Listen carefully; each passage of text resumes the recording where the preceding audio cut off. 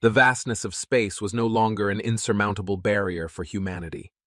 In the year 2274, faster than light travel had transformed the distant stars into reachable destinations, and the Andromeda galaxy, once a glimmer in the night sky, now lay within humanity's grasp.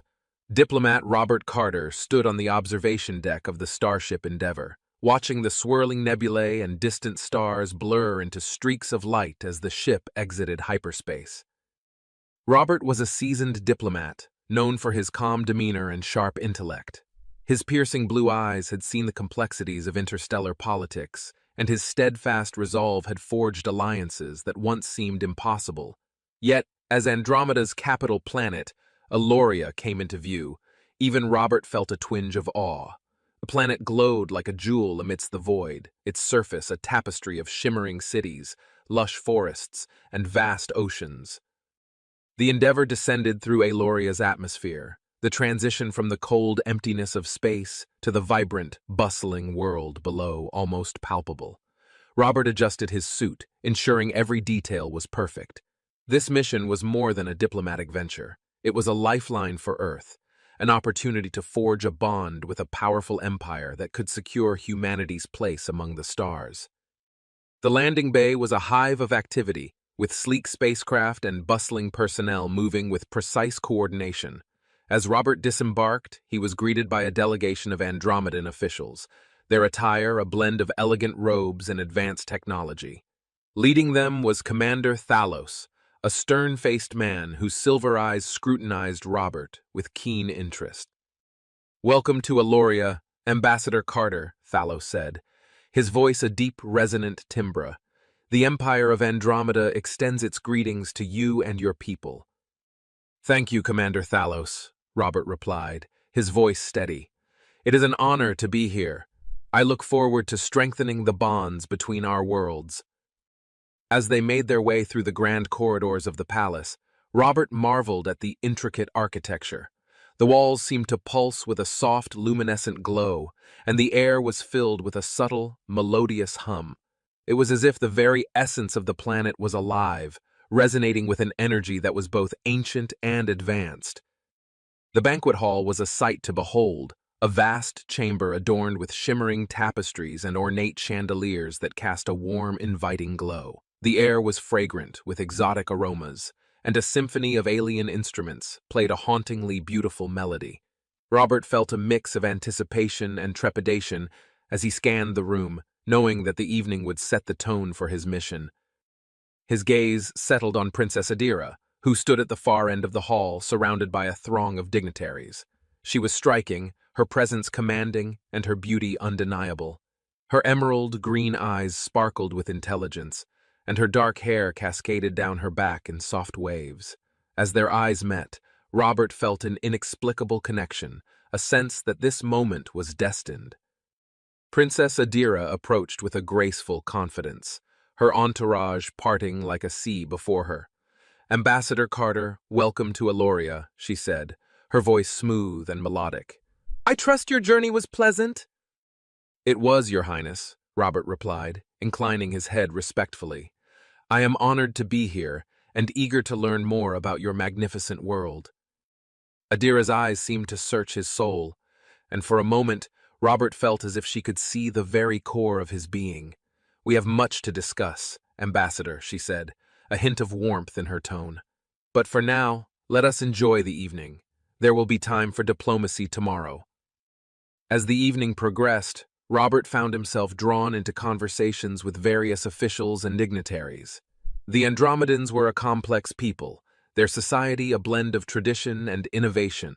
Yet beneath the surface, Robert sensed an undercurrent of tension, whispers of unrest that threatened to unravel the empire's stability.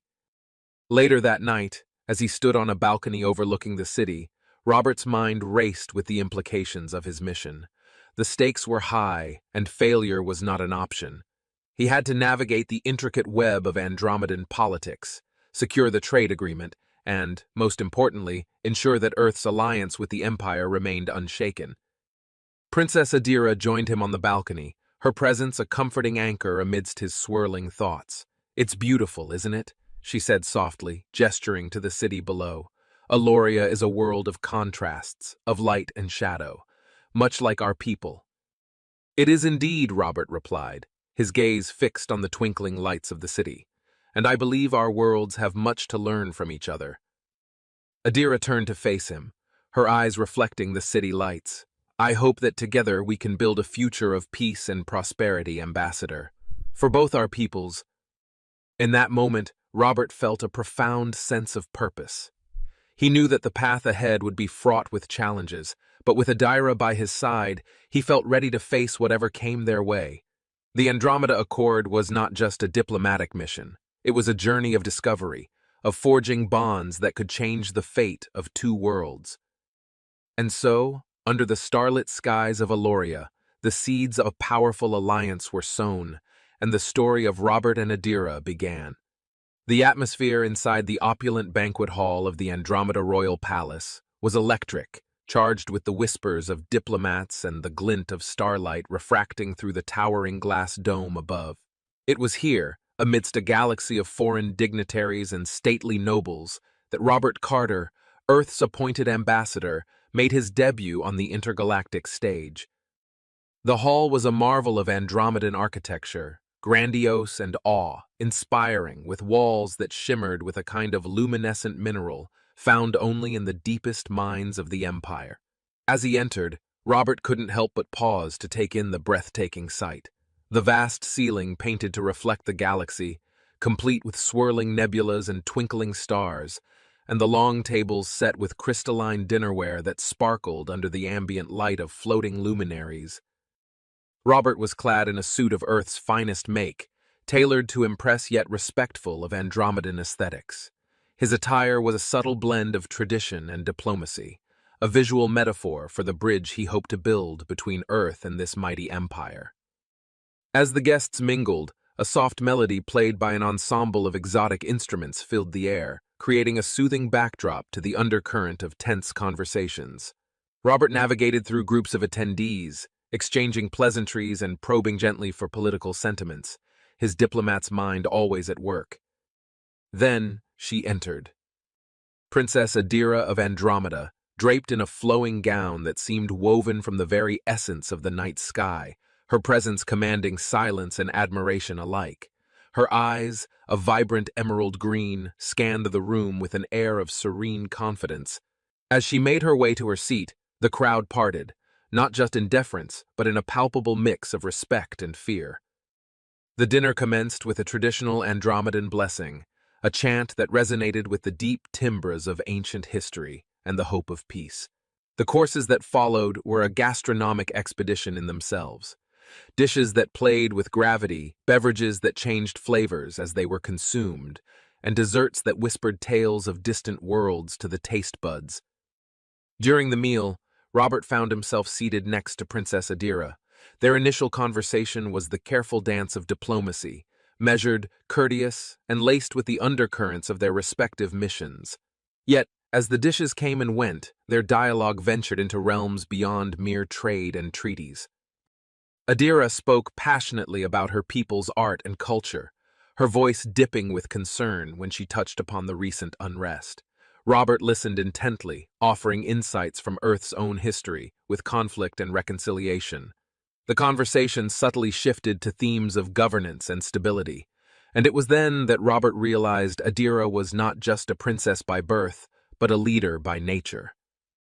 Their discussion was interrupted by a sudden commotion at the far end of the hall. A group of young nobles, fueled perhaps by too much star wine, began a heated debate that threatened to escalate. Adira excused herself with a graceful nod and approached the quarrel, her demeanor shifting seamlessly from the congenial hostess to the authoritative future queen. With a few measured words and a calm yet firm tone, she quelled the burgeoning dispute, her intervention as swift as it was effective. As the banquet drew to a close, Robert and Adira exchanged looks of mutual respect. The night had begun with a feast, but as the guests departed under the silent watch of Andromedan moons, it was clear that a different kind of alliance had been forged, one not just of empires, but of minds and perhaps of hearts. The gravity of their task lay heavily upon them, yet for the first time, Robert felt a spark of hope that together they might just prevent the fall of an empire. In the dead of night, the first explosion rattled the northern district of the capital. It was quickly followed by another, and then another, each blast closer than the last, crescendoing into a relentless assault. Rebels, hidden within the populace and fueled by years of suppressed rage, had finally ignited the spark of rebellion. Their coordinated attacks threw the imperial forces into disarray, breaking the fragile peace that had been meticulously maintained by the royal family. The palace, a symbol of centuries of tradition and power, was suddenly vulnerable. Within its ornate walls, Princess Adira was roused from sleep by her chief advisor's urgent whispers. Dressed hastily in dark robes that masked her royal lineage, she navigated the panicked corridors to the palace's war room, where Robert had already been summoned. The room was a flurry of activity. Holographic maps flickered with red, showing rebel movements and imperial responses. The air was thick with tension as generals and advisors shouted over each other, their voices a cacophony of fear and resolve. Adira stepped forward, her presence commanding silence. Her eyes met Robert's, and for a moment their shared uncertainty was palpable. But duty prevailed, and Adira addressed the assembly with a voice that wove calm into the chaos. "We must act swiftly," Adira declared, her gaze sweeping over the maps. "The rebels are organized and anticipate our hesitation. We shall offer them no such advantage." Robert, observing the unfolding strategy, was struck by Adira's transformation from the poised diplomat to a wartime leader. He knew the importance of his role now, not just as a mediator for trade, but as a potential linchpin in the empire's survival. He proposed a counter-strategy, leveraging his outsider's perspective to predict the rebels' next moves. "Your Highness, if we can secure the outer districts and cut off their supply lines, we may be able to isolate the rebels and reduce their maneuverability," Robert suggested, his finger tracing potential routes on the map. Adira considered his words, her mind racing through scenarios. "An excellent strategy, Robert. We shall deploy our forces accordingly, but we need someone to oversee this directly, someone unanticipated by the rebels." Her eyes locked with his, a silent offer hanging between them. Robert nodded in understanding and acceptance.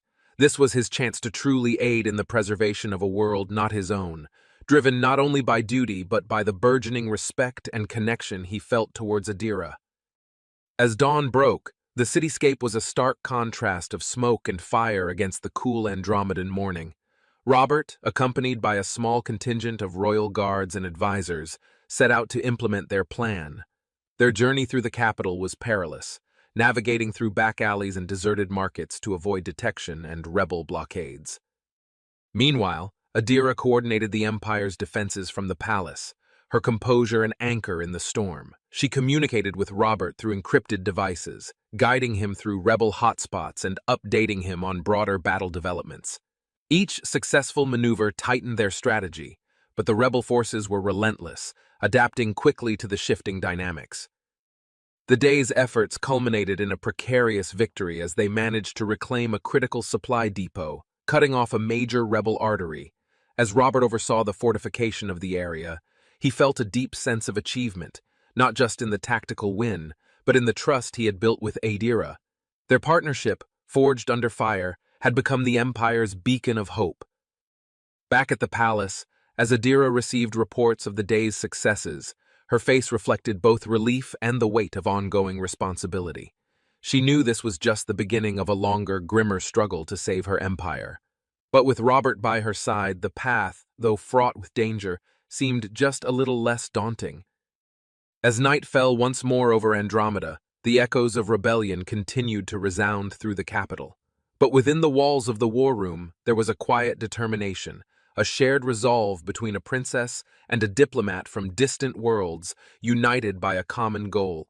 The battle for Andromeda had just begun, and both knew their journey ahead would be arduous. Yet, amidst the uncertainty, a bond had been formed, one that promised strength and perhaps, in time, salvation. The frigid winds of Andromeda's lesser-known moon, Draconis, swept over the rugged terrain as Robert Carter and Princess Adira prepared to disembark from their hidden shuttle. The stark landscape was intermittently lit by the natural luminescence of bioluminescent plants, a stark contrast to the tension that filled the air. Their mission was clandestine and fraught with danger, to gather critical intelligence on the rebel forces brewing beneath the seemingly serene surface of the Andromeda Empire. As they adjusted their disguise, Robert glanced at Adira, who was meticulously affixing the insignia of a low-ranking Imperial officer to her cloak. "Ready, Princess," he whispered, the title more of a jest in this setting than a formality. Adira nodded, her eyes hard with resolve. "Let's not call each other by titles."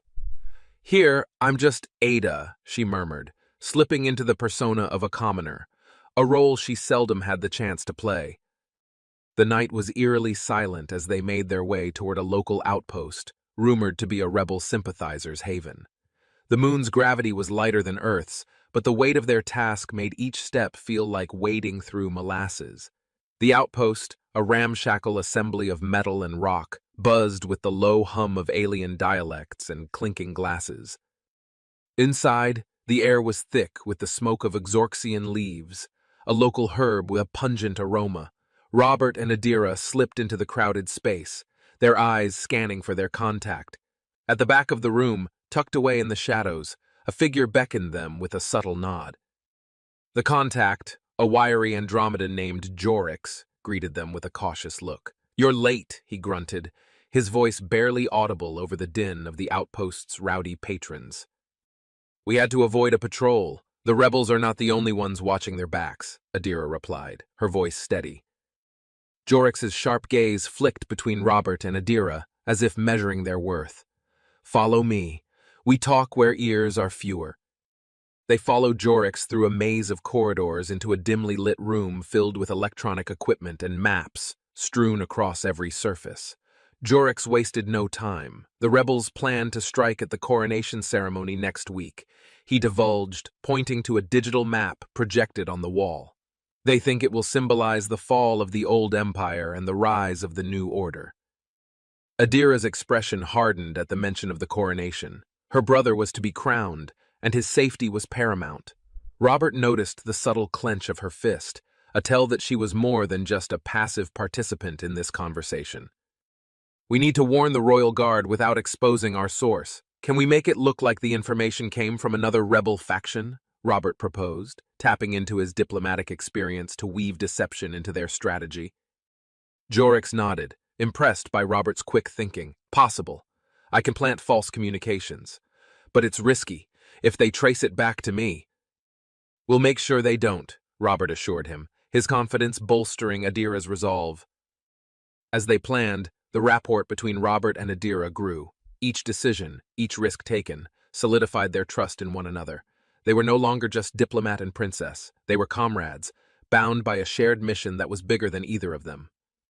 After hours of strategizing, they emerged from the outpost, the first hues of dawn painting the horizon of Draconis.